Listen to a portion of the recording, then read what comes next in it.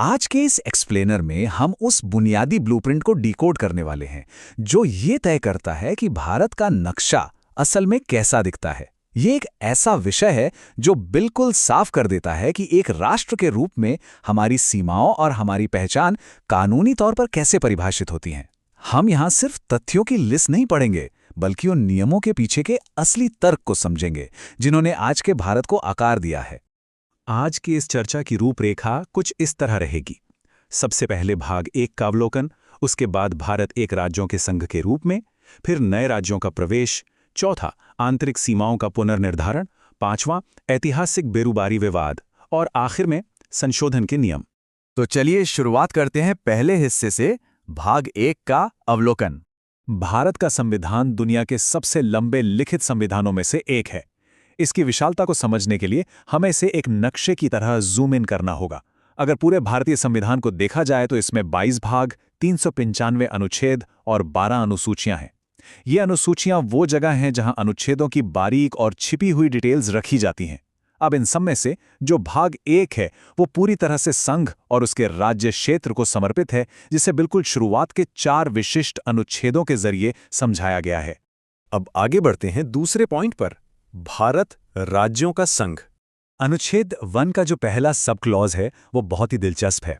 यहां देश को सिर्फ 2 आधिकारिक नाम देता है, भारत और इंडिया। एक नाम हमारी प्राचीन जड़ों से जुड़ा है तो दूसरा हमारी आधुनिक पहचान से। और इसके ठीक साथ ये तुरंत देश की प्रशासनिक प्रकृति को भी एकदम स्पष्ट कर देता है, इससे एक संघ या यूनियन का नाम देकर। अब यहाँ फेडरेशन और यूनियन के बीच का जो फर्क है उसे समझना बहुत जरूरी है। अमेरिका जैसा देश एक फेडरेशन है जो 16 स्वतंत्र राज्यों के बीच हुई एक संधि का नतीजा है। वहां राज्यों की अपनी अलग स्वायत्ता है।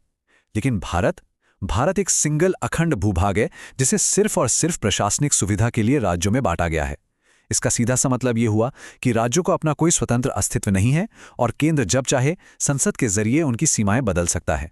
जब हम अनुच्छेद 1 के दूसरे सब क्लॉज को देखते हैं तो वो हमें सीधे संविधान की पहली अनुसूची की ओर ले जाता है। इसी अनुसूची में हमारे मौजूदा राज्य और केंद्र शासित प्रदेशों की गिनती और उनके नाम दर्ज हैं। आज की तारीख में ये 28 राज्य और 8 केंद्र शासित प्रदेश हैं। लेकिन ध्यान देने वाली बात यह है कि ये कोई फिक्स या स्थायी नंबर नहीं है। देश की प्रशासनिक जरूरतों के हिसाब से ये आंकड़ा लगातार बदलता रहा है। इसी अनुच्छेद 1 का तीसरा सब क्लॉज पूरे भारतीय क्षेत्र को 3 अलग अलग कैटेगरी में बांट देता है। ये हैं पूर्ण राज्य, केंद्र शासित प्रदेश और अधिग्रहित क्षेत्र यानी एक्वायर्ड टेरिटरीज। ये जानना काफी दिलचस्प है कि गोवा और सिक्किम जैसे क्षेत्र कभी अधिग्रहित किए गए थे, लेकिन समय के साथ उन्हें पूर्ण राज्य या केंद्र शासित प्रदेश के रूप में पूरी तरह से सिस्टम में मिला लिया गया। अब आते हैं तीसरे हिस्से पर, नए राज्यों का प्रवेश। अनुच्छेद 2 का जो फोकस है वो पूरी तरह से बाहरी क्षेत्रों पर है।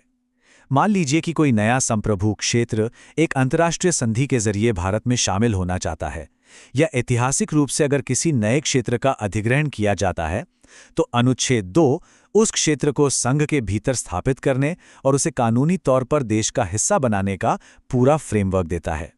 चौथा पॉइंट है आंतरिक सीमाओं का पुनर्निर्धारण।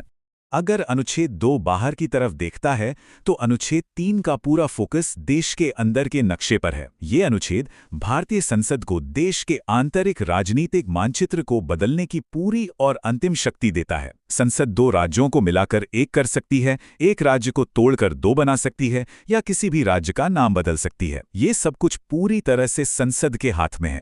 तो ये काम असल में कैसे करता है? इसके 3 अहम चरण हैं। सबसे पहले, किसी भी बदलाव का प्रस्ताव राष्ट्रपति की पूर्व अनुमति के बिना नहीं आ सकता। उसके बाद एक औपचारिकता के तौर पर प्रभावित राज्य से उसकी राय मांगी जाती है।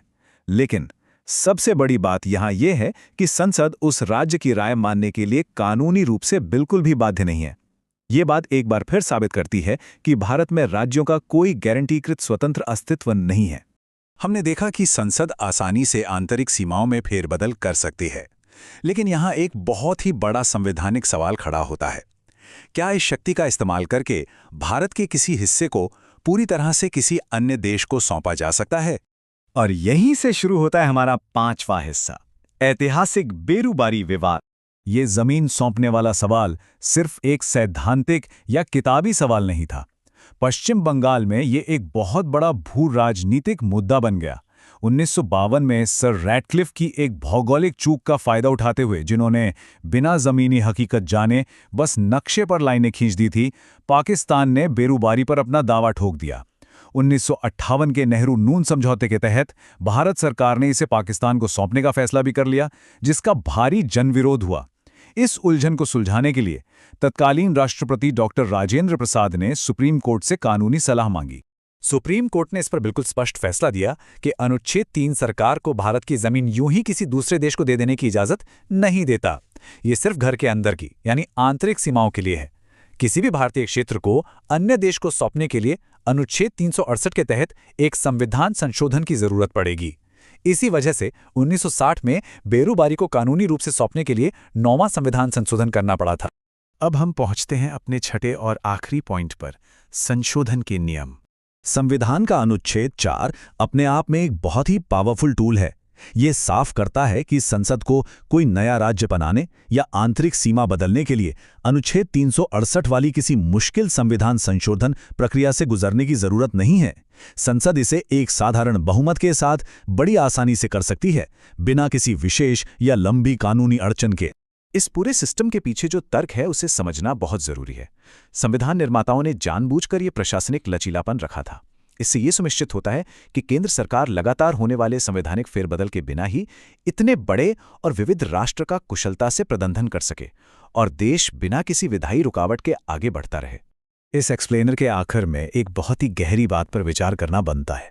एक ऐसी अनूठी संरचना जहां पूरा देश मिलकर अपने हिस्सों का निर्माण करता है, न कि अलग अलग हिस्से मिलकर देश का निर्माण करते हैं, हमारे राजनीतिक परिदृश्य को भविष्य में किस तरह आकार देगी? क्या क्षेत्रीय राज्यों की पहचान हमेशा वैसी ही रहेगी जैसी हम आज देखते हैं? ये एक ऐसा सवाल है जो इस पूरे ढांचे की ताकत और उसके भविष्य दोनों को सोचने पर मजबूर करता है।